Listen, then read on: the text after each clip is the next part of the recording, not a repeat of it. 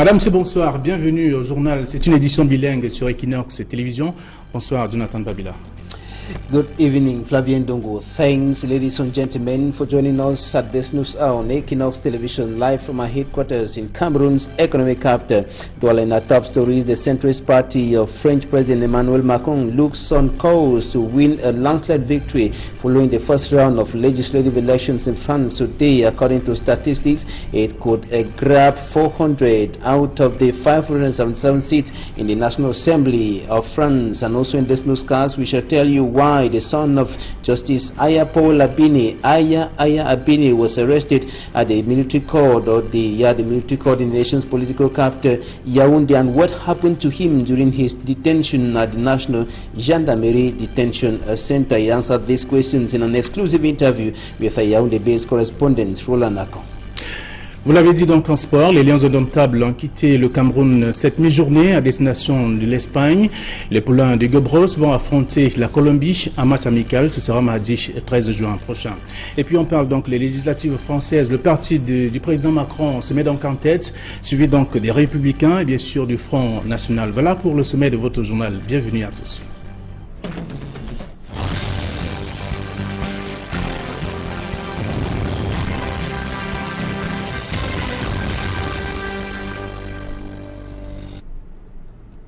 Une fois encore, bonsoir. Nous ouvrons cette édition par le sport football avec les Lions indomptables qui ont quitté Yaoundé en début d'après-midi, donc de ce dimanche 11 juin 2017 à destination de Madrid en Espagne.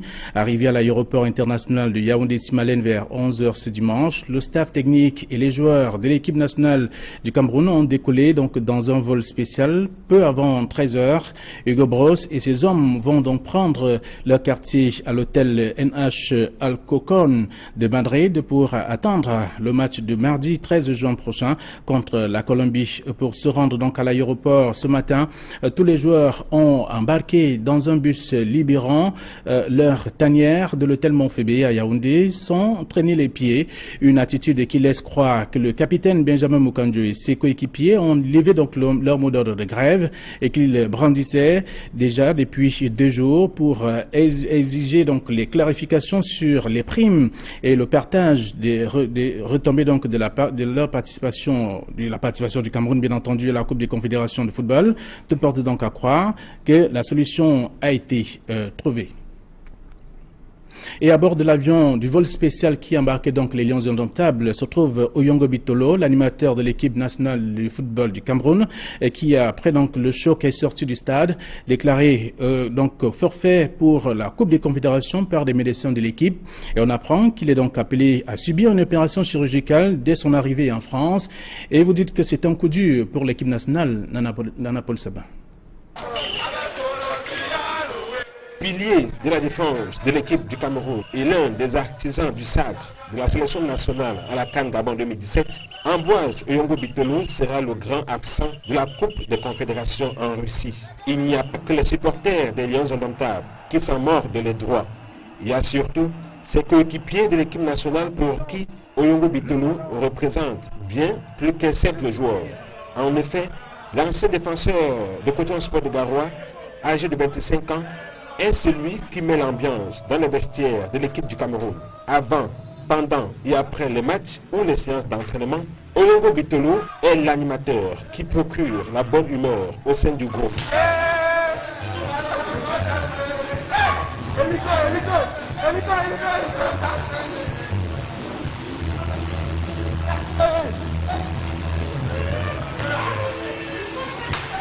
Son forfait pour cause de blessures est déjà ressenti comme une véritable cassure par ses coéquipiers. On est satisfait de la victoire, mais on est aussi triste parce que j'ai pas besoin de présenter Ambroise. On connaît l'apport qu'il a dans l'équipe, que ce soit sur le terrain ou en dehors du terrain. C'est clair que c'est quelqu'un qui va nous manquer parce que c'était un joueur important de l'équipe. Il nous apportait énormément sur le terrain et en dehors du terrain, sa joie de vivre, c'était un peu celui qui animait un peu le vestiaire. Donc on est triste pour lui. Malheureusement, c'est comme ça, c'est la vie, mais on est de tout cœur avec lui, avec sa famille, qui, je sais qu'ils sont venus nombreux au stade. Donc cette victoire-là, c'est aussi pour lui, parce que On s'est dit à la mi-temps qu'on devrait le faire pour lui, parce qu'il aurait aimé être avec nous. Malheureusement, les circonstances n'ont pas voulu. Recruté dans la tanière des Lions indomptables en 2013, Oyongo Bitolo avait bien entamé l'année 2017 en gagnant au Gabon son tout premier titre majeur en sélection. Cette année s'achève mal pour lui sur le plan sportif. Il sera éloigné des stades au moins pour 6 mois. Sortie suicidaire au stade Amadou Ahidjo, le diagnostic établi après une IRM au centre des urgences de Yaoundé fait état d'une rupture du tendon rotulien. Le joueur devra par conséquent subir une opération chirurgicale. Il a quitté le pays dimanche après-midi dans le même vol que ses coéquipiers, pendant que les autres champions d'Afrique joueront. Oyongo Bitolo ne sera donc pas de la partie pour cette Coupe des Confédérations de football. On se rappelle encore que les Lions indomptables étaient face au Maroc hier, du côté de Yaoundé, au stade Amadou Ahidjo. Une victoire dans la douleur, selon bien sûr Hugo Bros. L'entraîneur des Lions indomptables avoue que le Cameroun a gagné contre le Maroc, certes, mais son équipe a souffert des assauts répétés des adversaires, surtout en deuxième partie de la rencontre. Aïssirel Emmanuel Diab. C'est la note salée de ce match Cameroun-Maroc. On joue seulement la 18e minute lorsque Ambroise Oyongo Bitolo, pour cause de blessures, est contraint de quitter la pelouse.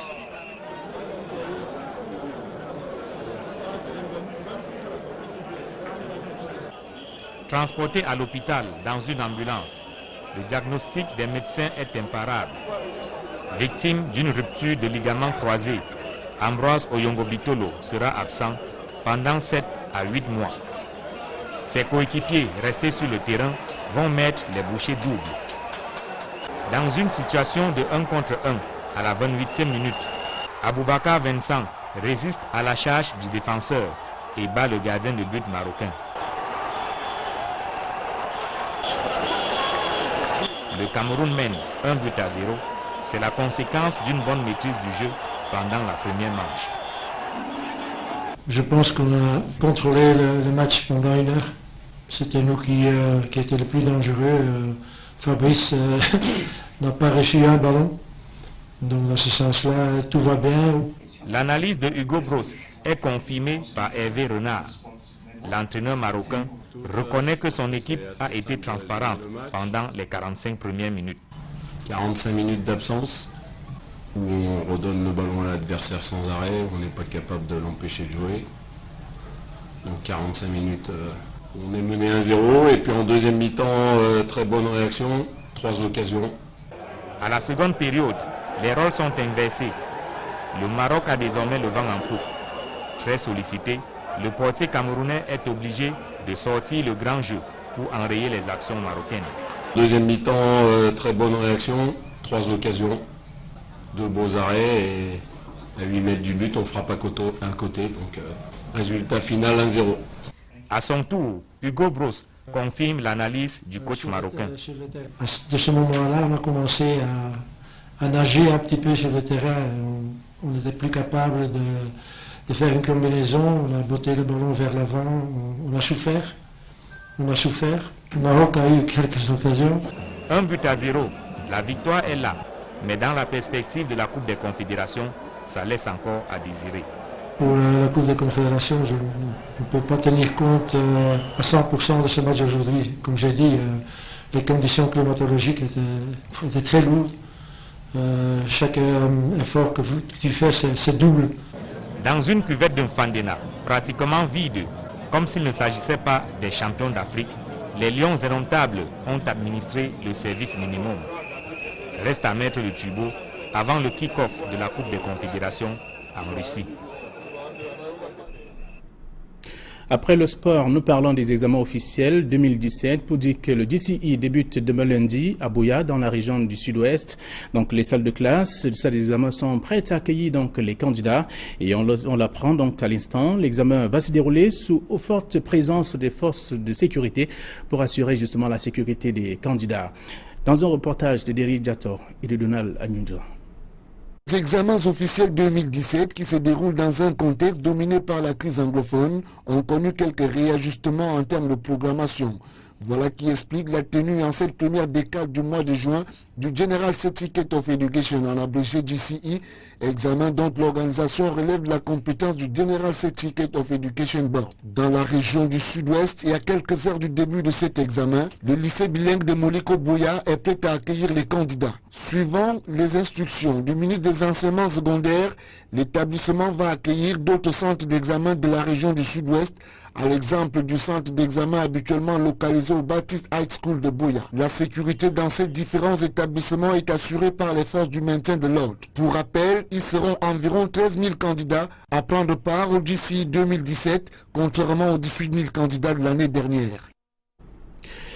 Et puis, le fils de Paul Aya Abiné, donc interpellé et libéré quelques heures plus tard au tribunal militaire à Yaoundé, a tenu à s'expliquer sur les raisons de son arrestation et même les raisons même de l'interpellation de son père, Paul Aya Abiné, le magistrat, qui aujourd'hui est incarcéré dans les geôles du CED, le secrétariat d'État à la Défense, depuis quelques mois. Il n'arrive pas à savoir pourquoi il est là-bas et son fils tente d'expliquer tout cela dans un reportage d'Emmanuel Diop et de Guizogo. Aya Abiné, le fils de Aya Paul Abiné, qui a été interpellé récemment, est libre. Et il revient sur les circonstances de son arrestation. J'ai rencontré quelques personnalités que je respecte beaucoup dans la cour, pas dans le tribunal, parce que je n'ai même pas mis pied dans le tribunal. J'étais accompagné de mon petit cousin. Je lui ai demandé de nous prendre des photos de souvenirs. Et après cela, 3 éléments de la sécurité, je pense, sont venus saisir le téléphone de mon petit cousin. Une heure après, environ 1 heure, 30 minutes à 1 heure, les gendarmes sont arrivés, ils nous ont menottés, ils nous ont conduits au CED. Concernant les conditions d'incarcération, il en fait une description peu flatteuse. Nous étions dans une petite cellule, 2 mètres à environ 2 mètres à 1,5 mètre de surface pour se coucher. Et nous étions 7 à l'intérieur. Donc, on s'est couché en série. Ouais. Il fallait que quelqu'un dorme d'abord. Il y avait 2 ou 3 personnes qui étaient sur le mur en haut. Après 2 à 3 heures, ils descendent, les autres montent. Il y avait un petit frère qui était pratiquement debout toute la nuit. J'ai eu pitié de lui et je lui ai même demandé de venir prendre ma place. Au sujet de la mise à la retraite de son père, à l'issue du Conseil supérieur de la magistrature, il estime qu'elle serait normale si elle s'appliquait à tous ceux qui sont dans ce cas de figure. Est-ce qu'il y a des gens qui ont atteint l'âge de la retraite qui n'ont pas été mis à la retraite? Si c'est le cas, là ça pose problème. Ça laisse la voie libre à tous ceux qui peuvent donner d'autres interprétations à cette retraite entre parenthèses disciplinaire qui a été accordée à notre papa. Craint-il que son père, désormais dépouillé de son statut d'avocat général de la Cour suprême, soit victime du rouleau compresseur de l'État? Il appose des arguments de droit. Quand il a été pris chez lui, il était avocat général de la Cour suprême. Au moment où il a été pris, il était avocat général de la Cour suprême. Et il bénéficiait de ces privilèges de juridiction, sans parler de toutes les violations qui ont eu lieu.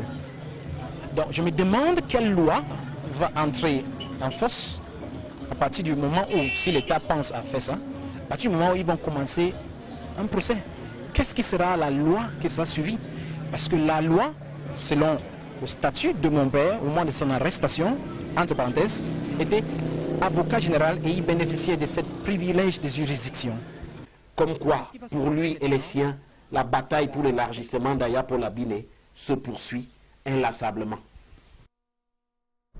Et puis en plus bref, nous faisons un tour à l'étranger, notamment en France, pour parler du premier tour des législatives françaises, avec notamment ce dimanche un peu plus de 40 000 électeurs qui étaient donc attendus aux urnes ce jour pour 7 882 candidats en lice, repartis sur 577 circonscriptions. Selon certains médias français, le parti du président Macron serait largement en tête avec 32% devant les Républicains, 22% et le Front National, 14%. Notons que le second tour se tiendra donc dans une semaine.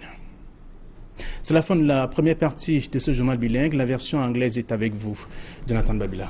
Right, Flavien, thanks, ladies and gentlemen, for staying with us in the second segment of this edition of the bilingual newscast on Equinox Television. We begin out of the country. President Emmanuel Macron's party tops the first round of legislative elections in France with 32% of the vote ahead of Conservative 22% and the far right 14%, and the stakes are high for all political forces involved in these legislative elections as Macron and his La République En Marche look to push through his agenda, while others like the Socialist Party are fighting for their political survival. For voter turnout is far lower than it was the case in 2012, and the second and final round is next Sunday, June 18, 2017.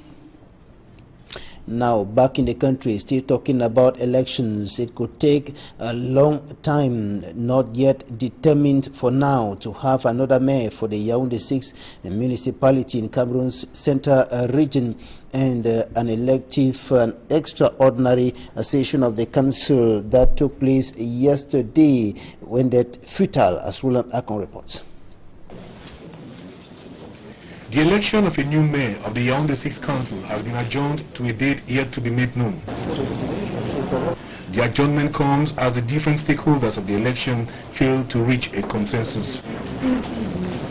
The proposal of the Central Committee delegation led by Henri Eyebe Ayesi that the first deputy mayor should be mayor was rejected by some councillors and deputy mayors calling for an election. Le comité central a procédé à des investitures et le conseil municipal a marqué de manière énergique sa désapprobation.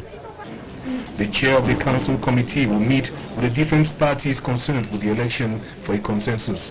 The Yaoundé 6 Council has been without a mayor since the demise of Lolo Paul Martin this year.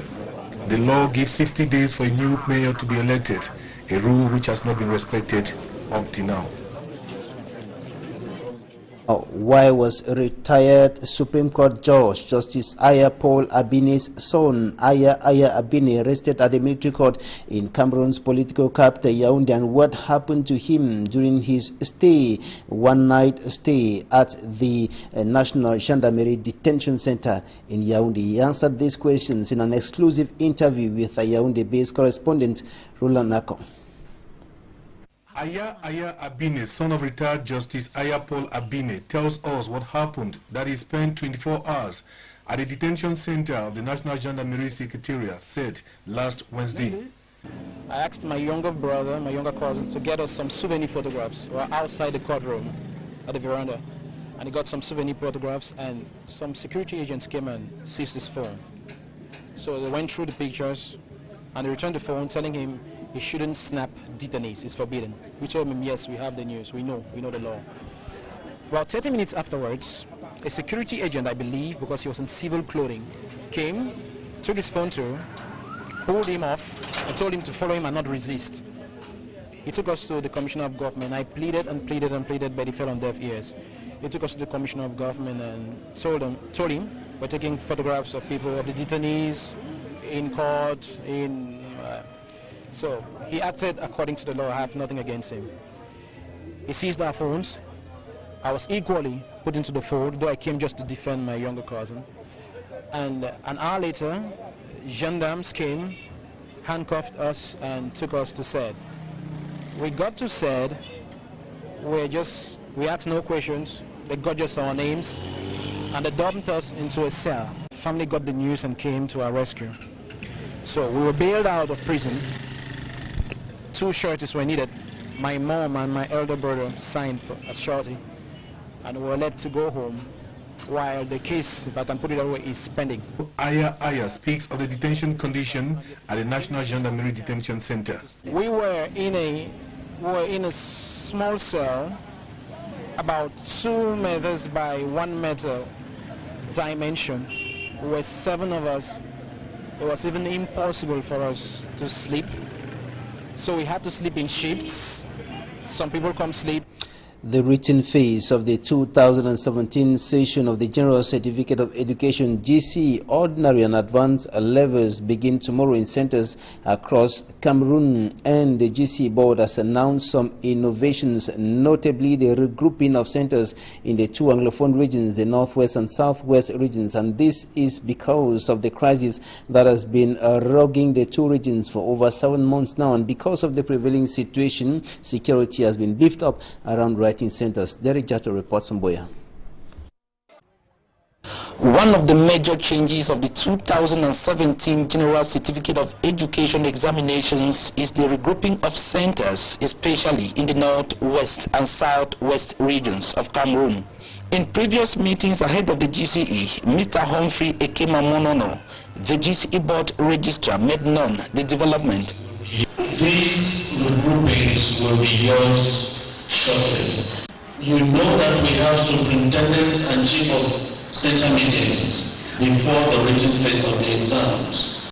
And so when you attend the meeting, you will advise those candidates appropriately when their center has been located. And most of the centers around Boya will be converging here at Bilingual Grammar School, Moliko Boya. At the level of the institution, the campus physically has been kept clean and security beefed up, with entry heavily screened even this eve of the exams. At press time, there was no official statement as to the exact level of ground covered. Baptist High School, which is an accommodation center, has also been moved to Bilingual Grammar School, Moliko Boya. And back at the campus, we were told that at the other side of this Baptist High School gate divided are invigilators having last-minute instructions and directives of what is expected of them come Monday when they will move to Bilingual Grammar School, Moliko Boya, to invigilate. At Government High School, Bokwango Boya, security forces were keeping guard and access denied for non-students and staff. For the students, we were told, are studying and need quietness. In sports, the Indomitable Lions of Cameroon and staff members left the country today for Madrid in Spain ahead of a friendly encounter against Colombia. The special jet having on board the players and team officials took off from the Yaoundé Simalé International Airport at about 1 p.m. Head coach Hugo Broos and his boys will lodge at the NH Alcocer Hotel of Madrid, and the Indomitable Lions of Cameroon will lock horns with Colombia Tuesday, 13th June 2017. This is in preparation for the first game at the Confederations Cup in Russia next weekend against Chile. Oyongo Bitolo has been declared not fit for the Confederations Cup after the severe injury he suffered during the friendly encounter against Morocco yesterday at the Amadou Ahidjo Stadium in Yaoundé, and the Lions defeated the Moroccans 1-0. And this is where we draw the curtain on this edition of the Bilingual Newscast on Equinox Television. Thanks for staying with us. Flavien. Oui, bonsoir. Bonsoir à tous les téléspectateurs. Le prochain rendez-vous avec l'actualité, c'est demain, lorsqu'il va être 7h sur Equinox. Bonne soirée à tous.